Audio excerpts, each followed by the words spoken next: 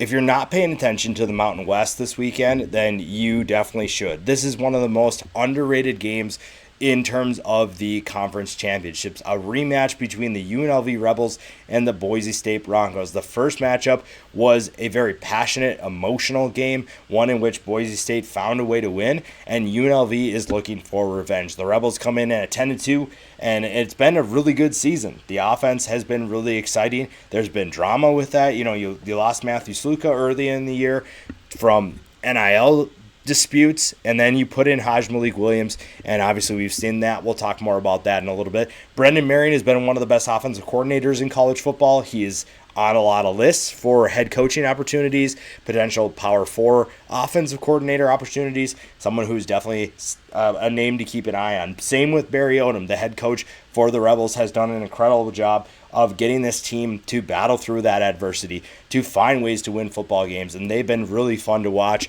and they've been competitive in the games that they have lost as well. So you're looking at a team that is very much ready to get some revenge on this Boise State team. Now, flipping to the Boise State Broncos, the wins lately haven't been as impressive as we once thought, but Ashton Jeanty has been an absolute monster. So we'll keep an eye on that. We'll talk more about Jeanty here in a little bit. But Boise State is looking to make the playoff. The winner of this game seemingly gets their bid into the playoff. They get into the playoff and they get a chance to compete. Everybody's been talking about Boise State for pretty much the entire year, and for good reason. But UNLV is looking to play spoiler and get that bid stolen from the Broncos. It's going to be fun to watch both of these offenses and what they're capable of doing and how these energetic defenses respond. Now, the burning questions for each side. We're going to dive into both of these teams here a little bit, and there's a lot of exciting players to watch and some questions that we need answered.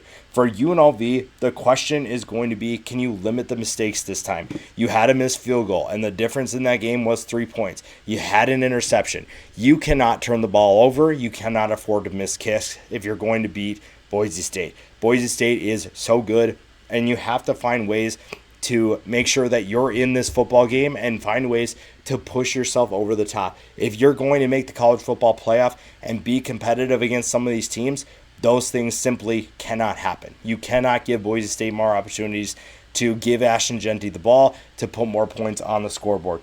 For Boise State, can you find explosiveness outside of Ashton Jeanty? I think almost every single week it felt like we were just waiting for a 60-yard run from Ashton Jeanty.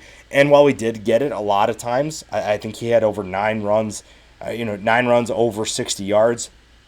That is not something that's sustainable. And thinking long-term, Boise State needs to figure out ways to allow Jeanty to not have to carry the team. Now, we've seen that at times. I think that this team is very capable of finding balance. Maddox Madsen, when he's playing within this system, is a really good player. Cam Camper's been really exciting. There are certain players that have been able to step up, but can you do that consistently? Because again, UNLV, if you watch the first matchup, they came out with a ton of energy.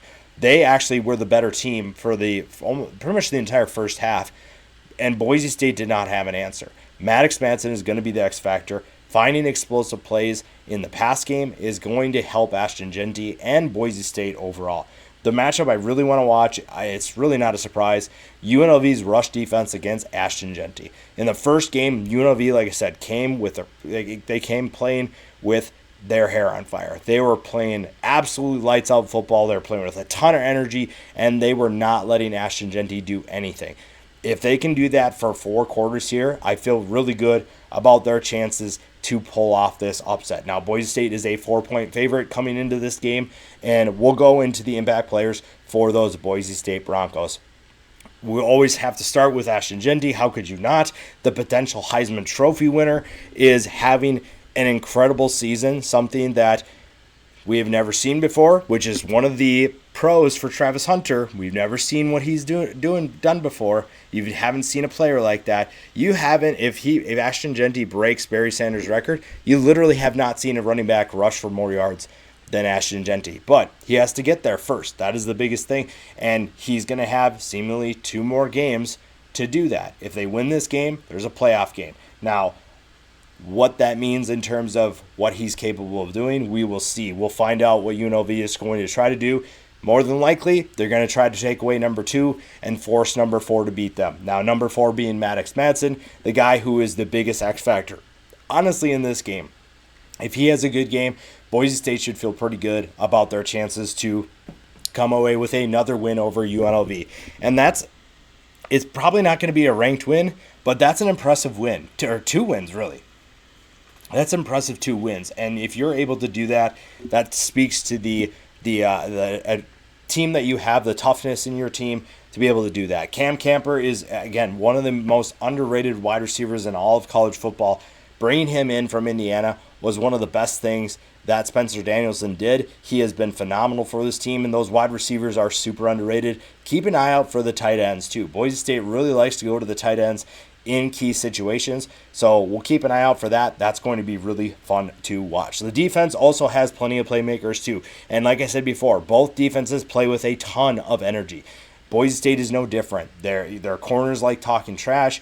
Ahmed Hassanin is one of the most unblockable players in college football. Andrew Simpson is having one of the best seasons for a linebacker in the Mountain West. He has been really fun to watch too. He is someone who is definitely going to have a major impact on this team because Boise State has to defend this UNLV offense, the go-go offense, and that's where we'll get into UNLV impact players. Haj Malik Williams is the biggest X factor for UNLV. His performance dictates how successful they're going to be. And again, it was his interception was, I wouldn't say the difference because the missed field goal was there, but throwing a pick definitely did not help. If he can take care of the football and do what we've seen him do time and time again, we've seen him be really good as a passer. We've seen him run the football effectively.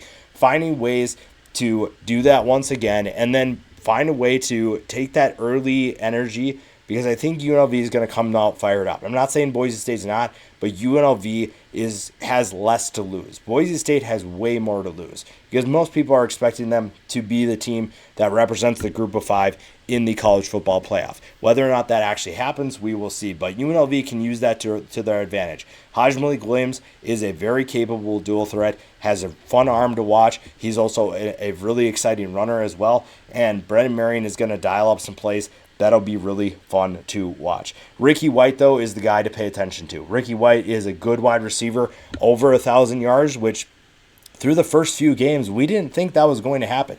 I don't think a lot of people thought that Ricky White was going to make 1,000 yards.